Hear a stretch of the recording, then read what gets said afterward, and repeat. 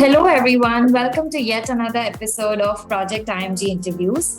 Our today's guest doesn't need any introduction. She is an IMG YouTuber and Instagrammer. Apart from having excellent medical credentials, she wears so many hats. She is a mentor, educator, spreads positivity through her Instagram, and I don't know, I'm sure she does a lot more than she shows on the social media. And yes, it's none other than Ishwari Chandran. And now she is incoming internal medicine PGY1. So, welcome, Dr. Chandran. Once again, congratulations. How are you feeling? Thank you so much. Thank you so much for the wonderful introduction. It was very kind of you. And yeah, I've been feeling really good. And especially after the whole match process and everything, that I can finally have some peace. So it's been a great feeling. And of course, there are like a lot of other things preparing for residency. That's like a separate thing. But on a whole, it's been great. I've been feeling amazing after match. As you should. And, I personally credit so much of my USMLE knowledge to your YouTube channel. And I'm sure that's the case for so many students out there. And I'm sure that gives you a lot of, in a way, joy that you've been able to help back the community so much. Definitely, because like for me, when I was preparing for the USMLE and for the match, I was like pretty clueless about the process. And a major part of my information came from the internet because like I did not have like immediate seniors who had done this and stuff. So I thought from my experiences, why not give back to the people? So yeah, that was the aim of starting the YouTube channel. And I'm really glad that it's having the impact that it is. Absolutely. So, Dr. Chandran, your whole USMLE timeline is on your channel, and we've all followed it. And one question that often arises in a lot of people's minds is that how do you manage time? Because you did all your steps before your graduation, which is an amazing feat in itself. You were managing YouTube education sessions and also mentoring, I think, as a personal mentor. How were you managing time? Well, for me, I'd say like I'm someone who loves doing a lot of things at the same time because if I have just academics or just studying for my day schedule, it becomes like very monotonous. And I feel like just like everything else, even the USMLE, even med school, everything is just a part of your life and it's not your entire life. So for me, I felt like it was better for me and it sort of motivated me even more to do multiple things. So it's not like I'm completely just doing UWorld every day. I'm doing UWorld, I'm going out with my friends, I'm also doing a little bit of YouTube. And it was actually much better for me because like I love doing all these things. And I feel like you should not give up on those parts of your life for this particular thing. You should definitely, it does involve a lot of sacrifices, but I still feel like it's better to have a well balanced life because in university, you will be growing in all different directions. It's not just academically. You're going to be growing as a person. You're going to be learning how to speak to others, how to make new friends, how to communicate with like new people. And there are so many other things that you'll be going through in university. And you don't want to like miss out on all that while doing USMLE. So for me, it also was like pretty helpful. Like studying for the USMLE also sort of helped me understand my university's things better and my university's lectures and the practical knowledge that I got from hospitals that also helped me understand like certain cases and stuff while studying for the USMLE. So it sort of went hand in hand. Of course, like the syllabus was not very similar, but making up that little extra time here and there, it was completely worth it because personally, I really wanted to finish everything before I graduated because I knew this application process was another complete thing. So I wanted to keep time for that after I graduated so that before graduation, all the exams are done. So I'd say like, if you make time for it and if you really want it, you can definitely like, make a schedule for it and, have it all. Yeah, I mean, as they say, it also prevents burnout, and USMLE is not your life, it's a part of your life. So that's for sure what you indicate. Let's just get straight away into it. Your application is very unique in the fact that, of course, you had an amazing social media presence as an educator. That definitely was a great addition to your CV. But you also had majorly US clinical experience, which was telerotations, and you've talked about it on your YouTube channel as well. So, what are some tips and tricks from your point of view for applicants this year and maybe next years, for next coming years? What are your tips for finding US clinical experience? Because you have a unique US clinical experience, and I'm sure you have a lot to offer as advice. Okay, definitely. Like, firstly, I was not aware, like, initially in the start, I was not very sure of how to go about the whole US clinical experience thing. But I was told by one of the doctors in the United States, who was actually like my dad's friend's relative, some long distance person. So, because like I said, I didn't As have it like always immediate is. guidance, Yeah, there's right? So always I some. literally had to like ask so many people. Yeah. And so like they told me that it's better to apply through agencies and not directly, because the intake rate may be like very low in certain places. Yeah. So that is what, like, I honestly, my mistake was not doing my own research. I just went with that. So my initial plan was to apply through an agency and do it in the winter break during my internship. So that was like my initial plan. But unfortunately, because of COVID, all of that got cancelled.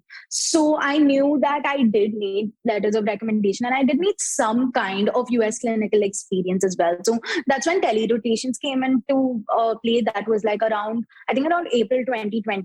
That's when, the lockdown, everything happened, and they introduced telerotations. And I was like, okay, why not do this? Because I had like a little break between my 5th year and 6th year. So I thought, okay, that was like 4 weeks. So I thought, okay, why not do this? Because even telerotations is not going to take up your entire day, right? So I thought, okay, let me just do that. So that is the whole reason why telerotations were like my only USC. So having said that, when you're finding rotations, it's always good to do your own research and don't go by what people tell you, because everyone has their own experience. Everyone has like their own story to tell, and what may be good for someone may not be good for you. So it's always good to like gather information from multiple places, and just because someone says you may not have a chance there, it does not mean you don't. So it's always good to try email programs directly, try to email doctors directly, because when you do it that way, the cost may also be much lesser, and you may be also getting a chance to get to know the doctor personally, and the doctor will also get to know you personally. Because if you, let's say, apply to a place where there are many students, like let's say like there are 50-60 people per batch, it's very hard for the doctor to like remember you, and he or she may not be able to write a proper LOR for you also, right? Because they don't know you. So those are the things that you should take into consideration. So I'd say, like, first and foremost, try emailing doctors, try emailing institutions, try to apply directly. If that does not work out, you can always fall back to agencies, because agencies, it's much easier to get into that. And I guess everyone's constraints are also very different. Some people might have a visa issue, some people might not, some people might be late graduates, some people might just, I know it's a very unique situation for everyone, for sure. So, Dr. Chandran, as IMGs, especially, we have it a lot harder. I mean, no complaints, but we do, because a lot of things are not under our control.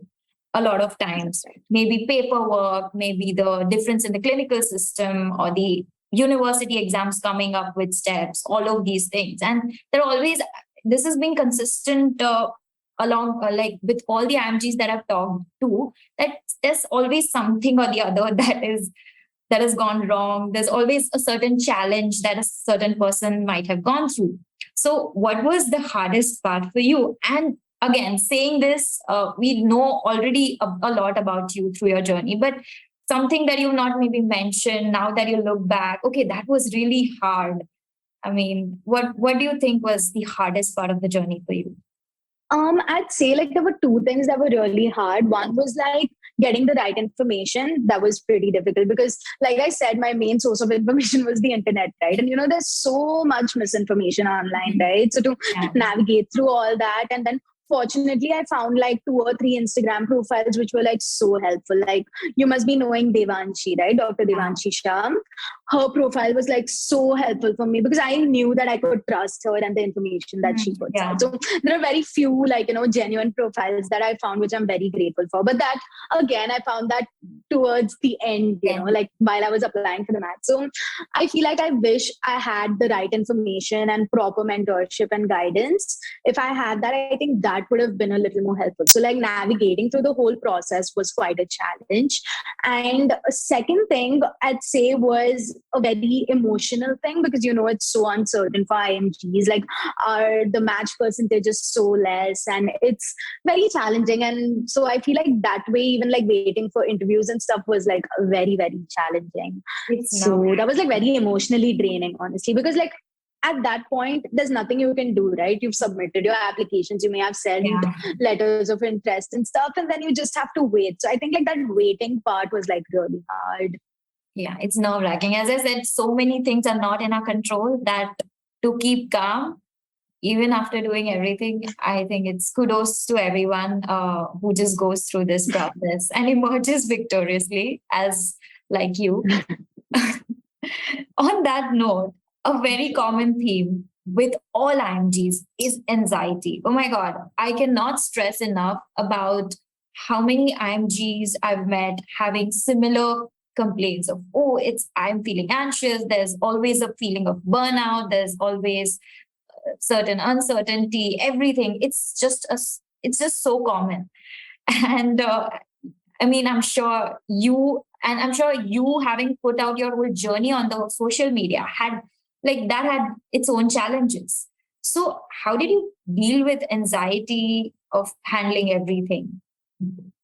Honestly, for me, it was really hard to deal with anxiety alone because, like, I did not have like friends with me during this journey because applying for the match, like, we'll be applying in the coming years. But then, like, for me currently, most of my friends were just online, like for USMLE and match and stuff. So I feel like putting my journey out there online sort of helped me because I got to connect with people who were also on the same journey. And I also figured that people were also going through the same thing. So it sort of gave me a feeling of I'm not doing this alone sort of a thing. And I feel that's the major reason why I also created the Discord server, because I wanted people to get to know everyone else, because a lot of people may feel it's very lonely and it's very difficult to deal with alone. So I thought like having a Discord server where you know that you are not the only one going through all this, that gives you some kind of support. If like, of course, it does not solve the problem, but at least you know that there's someone there for you and you're not doing it alone. There's a sense of So solidarity. that was one thing. And we feel when we see your profile or when you talk or interact with your followers, that's just so that's the major reason why I feel like it was like in a way to put it out there. And also I don't want to give like this false sense of things saying that once you clear the USMLE step 1 and step 2, then your life is set and everything is on point, because social media sometimes like people post just parts of their lives, right? So I still feel like if I post my success, I also should post my failure, and it's completely a person's like their own choice. But then for me, I feel it's better for me to do that because I wanted to give a very realistic outlook to people. So that was one thing. And of course, anxiety is like always going to be there because you've invested so much time, money, everything.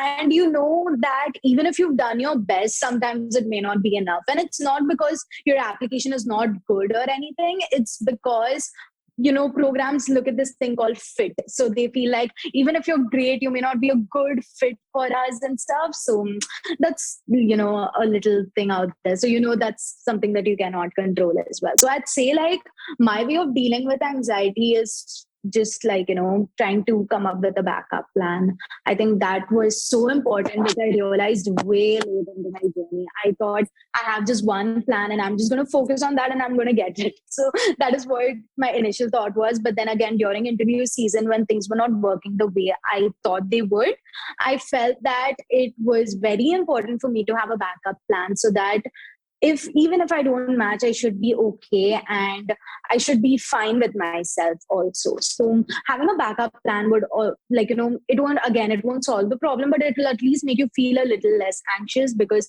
the main cause of anxiety is what if I don't match, right?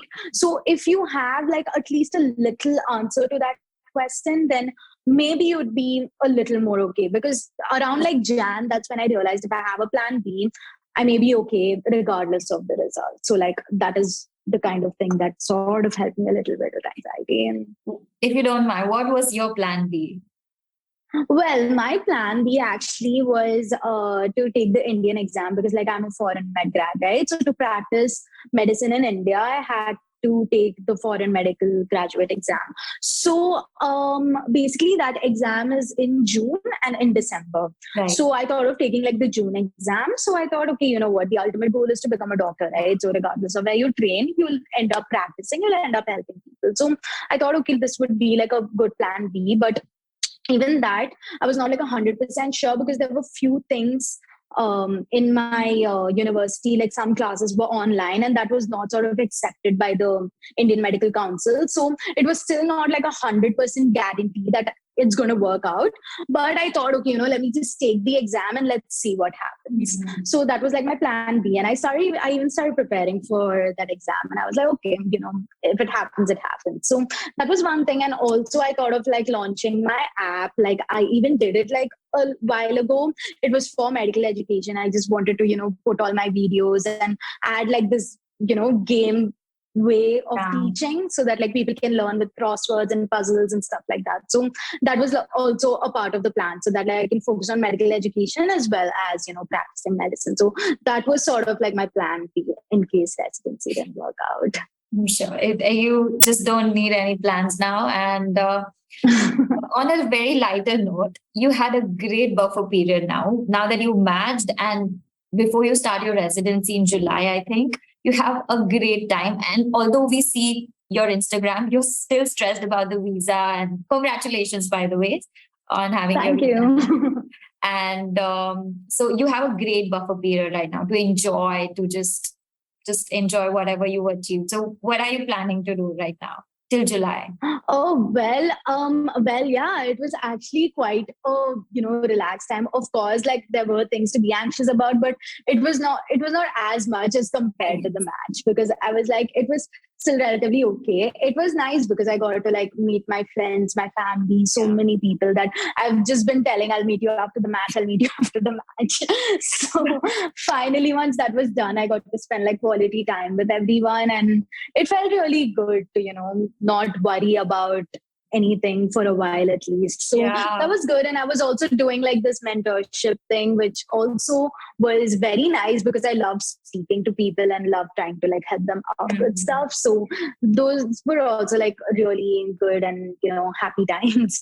And after that, of course, like I've just been like, you know, watching my favorite shows and movies and stuff like that. And little bit like here and there, I'm also like preparing for step 3. Let's see if I'm able to take it by July. So that is also another thing. But it's obviously not as intense as step 1 or step 2, because I know I have like enough time for it. So those are the things that were majorly happening. I'm sure it's such a relief to just go out for a dinner and not worry about having to solve UWorld. Exactly. Or do something else, or feel guilty, True, or binge watching something. I'm sure it's a fun experience.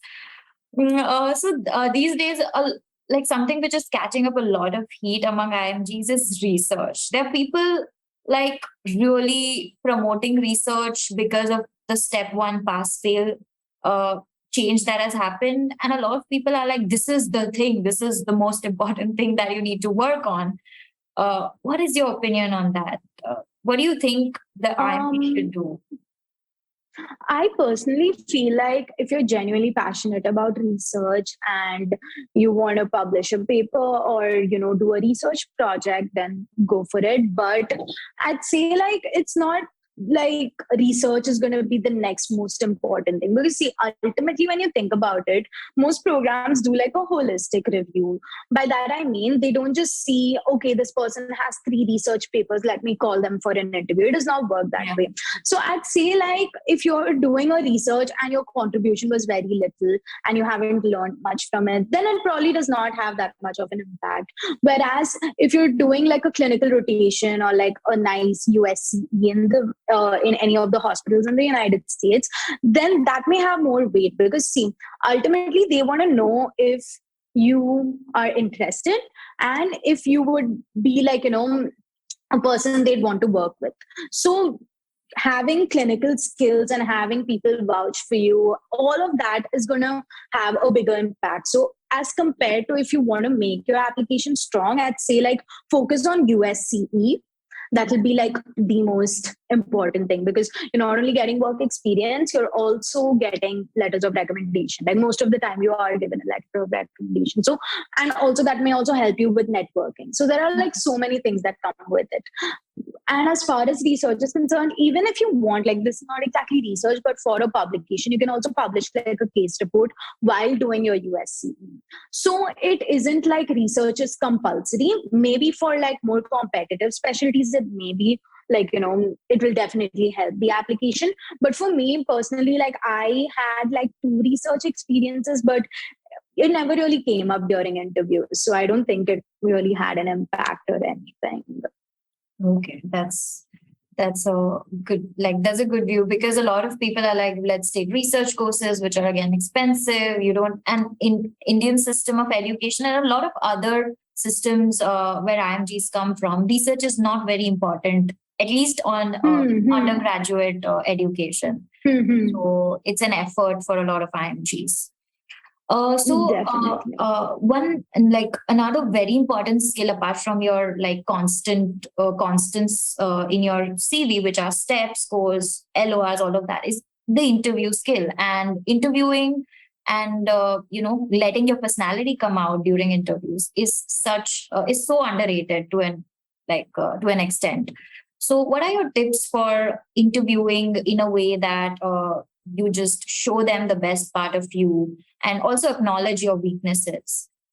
And what do you think? I mean, did you have any experience where you were asked about a certain weak part of your CV, and like, how, if yes, how did you manage that? Or like, either way, what are your tips for just making sure you acknowledge your weaknesses and highlight your best parts? Right. So basically, for interview preparation, I'd say like in the start, like this was around September, like just before submitting EDAS, I came across like Inside the Match, and they had this amazing blog post with all the commonly asked interview questions. So the way I was preparing for it is I used to just like write bullet points for each of them. It's just basically like a brainstorming thing. I just like type all those things down, and I'd see like, okay, fine, if this is the question asked to me, this is what I want to respond with. I did not write paragraphs, because then it becomes a script, right? And then it'll sound really weird. So I just wrote bullet points and I just wanted to follow that. So that was like the major way for me to prepare for interviews. But then, like I said, like for a very long time, I did not get interviews. So I was like, what is the point of practicing anymore? And I just left it. And then the moment I got an interview, I didn't end up practicing at all. I just went and like, just did it. I was just like, okay, I have to just be myself and just do it. But that being said, I'd say like, it's not like you can be yourself completely.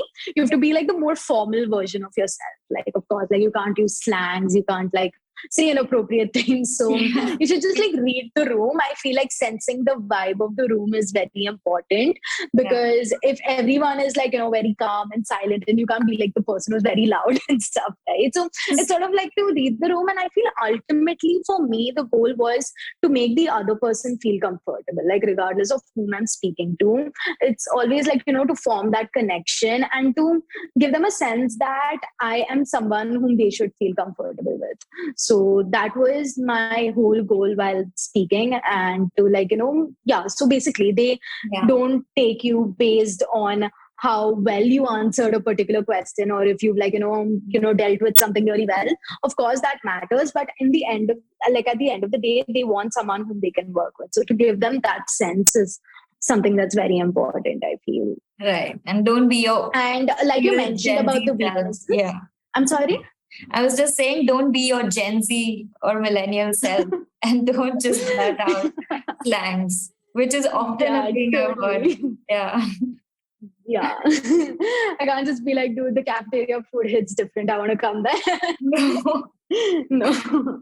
So yeah, of course, like you can't do that, but definitely, like just be honest. I feel like if you're, saying something that is not true to you or something, that is not right, then obviously you will have like this sense of what am I saying sort of a thing, right? So Mhm. that will sort of come off eventually. So I'd say like just be true to yourself and be honest with your answers. And that brings me to the other part of your question you'd asked about the negatives, right? I feel like every situation is obviously going to have like positives and negatives. Like, for example, me not having in-person clinical rotations, right? So that may have come off as a negative thing. But if people ask me about it, I definitely I'd like mentioned how of course, I wasn't able to travel to the United States, but I was able to get used to telemedicine, which is again a very convenient form of, practicing. Because of COVID, people are at home, and there are so many advantages to telemedicine and telerotations and stuff like that. And that was like quite a positive thing, because they were like, okay, this person has like, done something, trained in something. So that's great. Even if they don't have in-person rotations, they've done something towards it. So I feel that was something that was very helpful. So I'd say anything, like even if some people, they have like a large year of graduation, they may think that they are very insecure about it, and they're like, okay, what do I say? How do I address this? What do I do when they ask me? Instead of that, just focus on your experiences. You would have gained so much experience in those 5 years. That is your positive, right? So all of these things, I feel like there's always a silver lining. There's always like something good about every situation. And if you focus on that, then that's amazing. Like even for me, like my step scores weren't like 260s or 270s. It was like a 232. But when even like this wasn't in my interviews or anything, but if people ask me, I'd like always, even on my application, I did not focus on, oh, my score was not too high. Instead, I said how I was able to manage my time with everything. I focused on that positive aspect. So always throw light on the positive parts of your application. The negatives are definitely there, but you should give more importance to the positive parts. Yeah. And it's always like an umbrella of so many things that there'll always be something which is compensating for the other things. So, Definitely. sure. Dr. Chandran, how many interviews did you get, if you're fine with just like? I got just one interview. Amazing. And that you just rocked that, I'm sure. So Yeah. amazing story. Amazing. Yeah. That was very scary, because I was like, this is my only chance, and I was like, I have to give it my everything. Now you have a thrilling story to tell. So that's a that's a positive. So, what are your future goals, social media and academically? Of course, you're just starting your next big thing in few months. So, what are your goals? I'd personally say, like, for what 2020 and the entire match taught me is that everything is so uncertain and everything is bound to change. Like, even like I said, I like written down interview answers right in September. But few months later, towards my interview, when I was just like going through it, I could not relate to any of the things that I'd written at that time. I was like, I was so weird. So it's bound to happen. I feel like we're constantly evolving, we're constantly changing, and everything is like going to be different in a few years. So I'd say even me as a person, the way I think and stuff is going to change. So I've just kept room for all of that. And for now, I want to just, absorb everything during residency, explore different parts, and see what interests me. Maybe do I want to do a fellowship? Do I want to practice as a hospitalist? Do I want to come back to India? Do I want to move to another country? So, or do I want to stay in the US? So there are so many options available, because once you pass the internal med board exam, it's like sort of recognized in a lot of countries. So I'd say like I don't want to fix a goal that is like 3 years away just now. I want to just explore for now and then see what interests me, and then eventually I can like make my path there. Absolutely. And I'm sure you'll just keep your followers updated about that. Definitely. So that's great. One last message for all the IMGs watching this interview right now. If there's one thing you would want to tell them from your journey. Honestly, I would just tell them that focus on yourself and try not to compare yourself with other people. See, it's like very easy for us to be, demotivated and demoralized by seeing someone else and then being like, oh, that person is like ahead of me. What do? I feel like I'm left behind and things like that. But it's not true, because I felt that way with so many people and so many applicants. But at the end of the day, we all ended up matching and we're all happy, right? So everyone has their own journey. It's not like you should not compare. Like, you can maybe compare to like understand how, if someone's doing something in a unique way or is doing something more efficiently or is like finding a new study method to study which may work for you. So in those things, obviously comparison is good, but don't compare for progress, because your progress is going to be different. Someone else's progress is going to be different. So compare for inspiration, but not for progress. So that is like my final message. Because again, for IMGs, like we all have such unique experiences. Like no two IMGs are the same because of the countries that we were in and, where we studied and all of that. So it's all going to be unique. It's all going to be different. And the match is not black and white. So just own your experiences, be proud of who you are and be proud of where you come from. So that is like my message for people. That's a wonderful message. Thank you, Dr. Chandran, for your time that you took out from having fun. And we hope you continue having fun, and we look forward to following you on your journey. It was an absolute pleasure having you on this platform and talking to you. We hope you keep doing what you love and keep updating your followers about the same. Keep spreading the positivity and giving back to the community that the way you do. So thank you, Dr. Chandran. Thank you so much. It was wonderful speaking to you. And I also wanted to appreciate Project IMG for everything that you guys are doing, because I'm like a sole believer of keeping, making things accessible to people. So Good job on that. Absolutely. Thank you. We wish you all the best for all your future endeavors. Thank you so much.